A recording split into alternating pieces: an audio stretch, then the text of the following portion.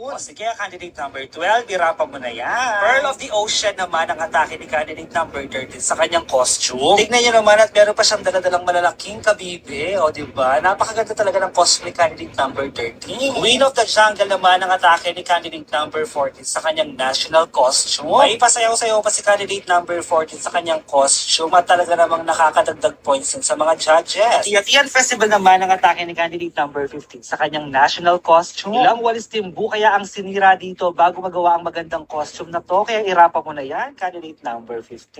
Very unique and fierce naman ang atake ni candidate number 16 sa kanyang napakagandang kasuotan. Tingnan nyo naman si candidate number 16. Ang galing talagang umaura sa kanyang costume. O diba, ilaban mo na yan, candidate number 16. Modern Filipiniana at Panagbenga Festival naman ang atake ni candidate number 17. O diba, napaka-Filipina girl ni candidate number 17. At syempre, hindi naman pwede magpahuli ang ating huling kandidata sa candidate number 18. Very ethnic naman ang atake ni candidate number 18 sa kanyang national costume. O diba, ang gagaling at ang gaganda lahat ng mga costume ng mga candidates natin for today's video. At matapos na kasi lang lahat ng rumampa sa kanilang costume competition, let's proceed to the casual wear competition beginning with candidate number 1. O diba, napakaganda at napaka-eksena ni candidate number 1 sa kanyang casual wear competition. Talaga namang babaihan lang. And of course, hindi naman pwede magpatalo si candidate number 2 sa kanyang ex-senadora at magic casual. O diba, plakadong-plakado talaga si candidate number 2. Sige, aura mo na yan. Sumunod namang rumapa si candidate number 3 sa kanyang mala Disney princess na casual wear. Loko, kung usapang rampahan, hindi ka talaga titipirin ni candidate number 3. Hindi naman pwede magpakabog si candidate number 4 sa kanyang white casual wear. O diba, may pa-extra pa siyang ganyan. Tignan nyo naman yung kanyang casual wear, very plain pero elegant tignan. O sige, rapa mo na yan, candidate number 4. Semi-formal casual wear naman ang atake ni candidate number 5. Very queenly talaga ang atake ni candidate number 5 every time na rumarapa siya. At syempre, hindi naman pwede magpahuli si candidate number 6 sa kanyang blue casual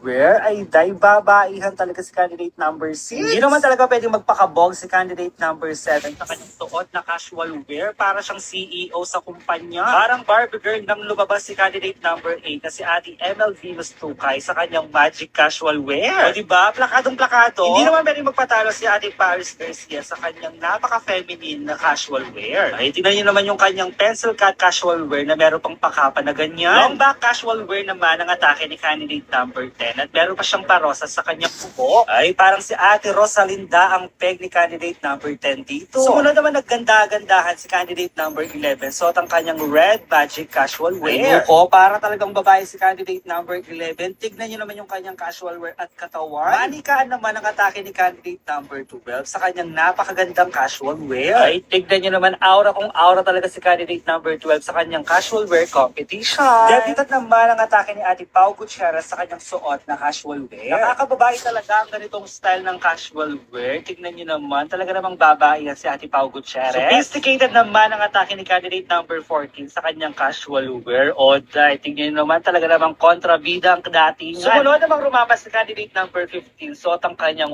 white casual wear. O mga kala, tignan niyo naman yung kanyang casual wear ay napakaganda at meron pa siyang mahabang kapo. Kaya naman si candidate number 15 ang nakakuha ng best in casual wear. Hindi naman pwede magpakabog si candidate number 16 na si Ate RC Kiera Bato. Very Filipiniana beauty talaga ang atake ni Ate RC Kiera dito at gandang-ganda talaga ako sa kanyang casual wear. O sige, Bato, irapat i-aura mo na yan. Sumunod namang rumapas si candidate number 17. So, ang kanyang napakagandang white casual wear. Parang mananampal lang ng may utang si candidate number 17. O, diba? Aura kung aura. And of course, hindi naman pwede magpahuli ang ating huli